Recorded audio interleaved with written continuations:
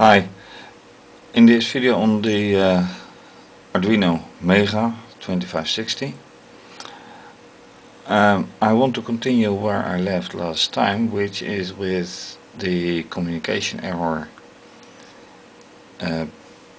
when programming the board, and I just connected it with only a USB cable because it feeds the board with 5 volts, and I want to see for now if this works. The external power supply, which can supply with stable 5 volts, I will probably use again when I use circuitry, but for now only the USB services. And I first want to try out, because last time I left with a running 3 seconds LED, which is this one, 3 seconds off, 3 seconds on, and with just reconnecting it, it just flashed as a sign it was connected, but that's all. So now I want to see if I get the communication error once again. So let's see how that works out.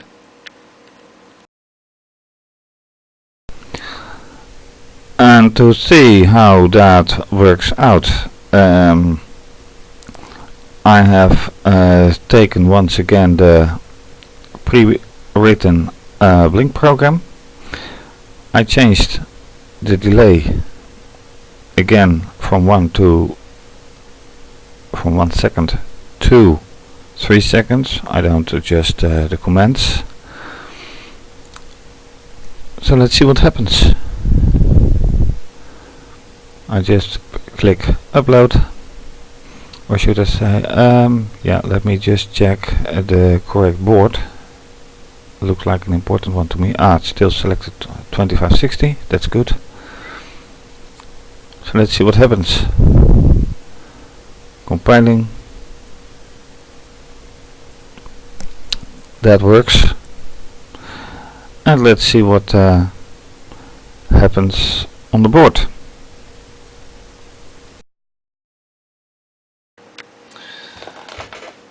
Looking at the board, it's quite obvious that it works, because this LED is burning 3 seconds on and 3 seconds off. So with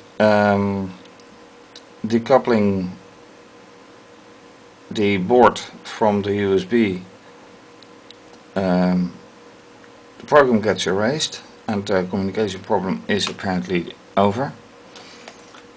However, the question is, just like with the first time, the communication error appeared with uploading another program. So I'm quite curious if this will happen once again. So let's find out.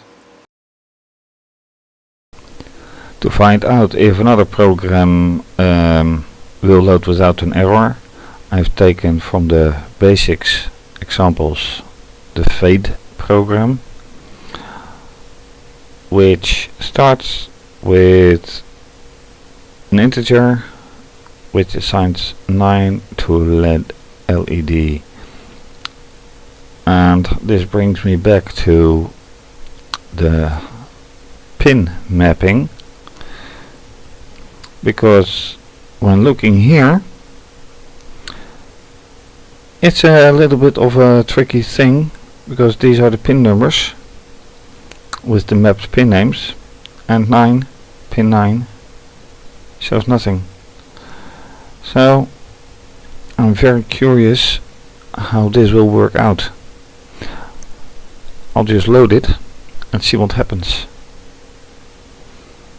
Do I need a real LED with it, or whatever will happen, we'll see.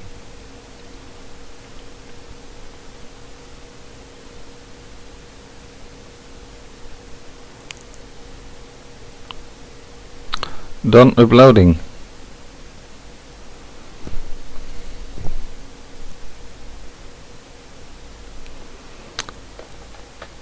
And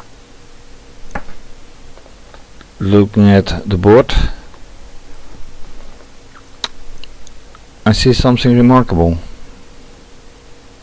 Or not. After uploading the fade program, the only thing I can see right now is that this LED, which was previously blinking with 3 seconds on, 3 seconds off, is now steady.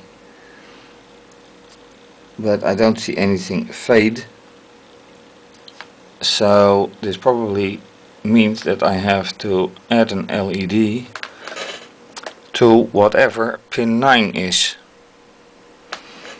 So that is what I have to find out.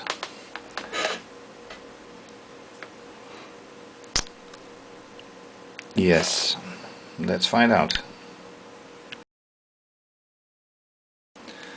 And after finding an example online, it turns out that I have to look at the PWM section, where these are the pin numbers. So pin 9 should be simply this this point, and just like with other boards, I have to put first a resistor, then an LED, and then put it to the ground. And that is quite similar to, like I said, other boards such as the Raspberry Pi, which also means I need, for the best results, a breadboard, or do something like I did before. I had the breadboard somehow connecting it together. So let's try something. So when investigating, I found that I had to use pin 9 and the ground. I've set up a little circuit. So I've put 80 ohms resistor in series with another 80 ohms resistor, an LED, and a jump wire to the ground. And as you can see, this red LED is burning and then fading. And another thing is that, as you could see, when uploading the program, there was no error at all. So until now, the error from last time, when I unpacked and did the first experiments, that error fortunately has not returned, although according to some posts on the internet, the error is not uncommon. But so far this simple fading exercise works. It also means that for further experiments I do need the breadboard. So that is quite a learning experience, and inviting to do some more. So let's see what else is in store.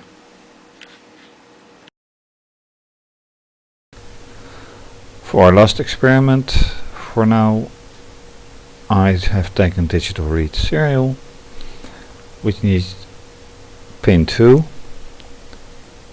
which is on the PWM side again. I connected a button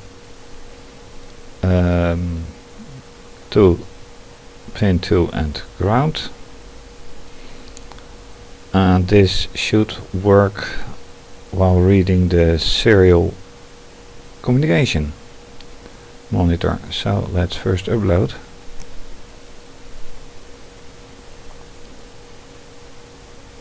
Seems to do fine. Serial monitor.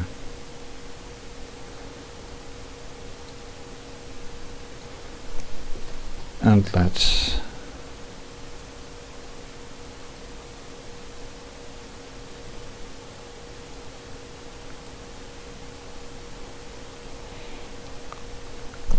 not quite sure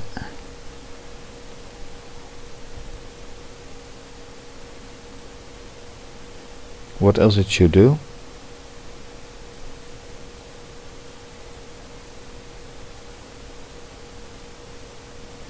But it constantly reads out 0.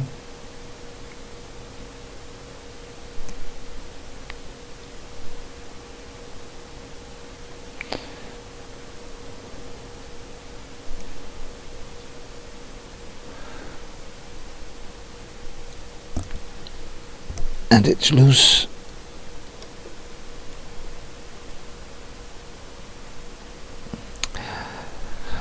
And let's see what is actually happening on the board.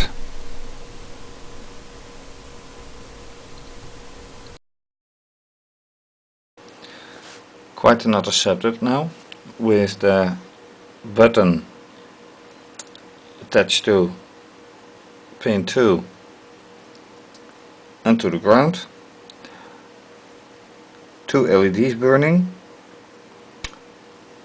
a serial TX,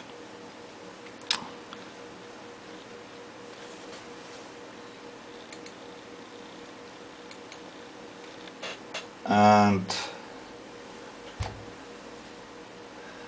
the serial monitor still indicating zeros and ones, but when I press the button and it stays where it should be, I see not much going on. So that may be an error on my side with setting up the circuit.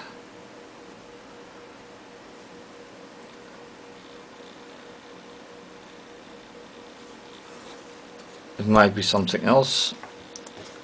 This is getting loose very easily with this wire. Anyway, I have to find out if this is indeed the correct setting up of the circuit. But so far, one of the focuses was to see if the uploading and communication error would repeat. This is fortunately not the case. Conclusion also is that I need another breadboard because my other breadboard is in use by the RPI, and I need much more jump wires to suit with the Arduino. So for now, thank you for watching, and to be continued with new experiments.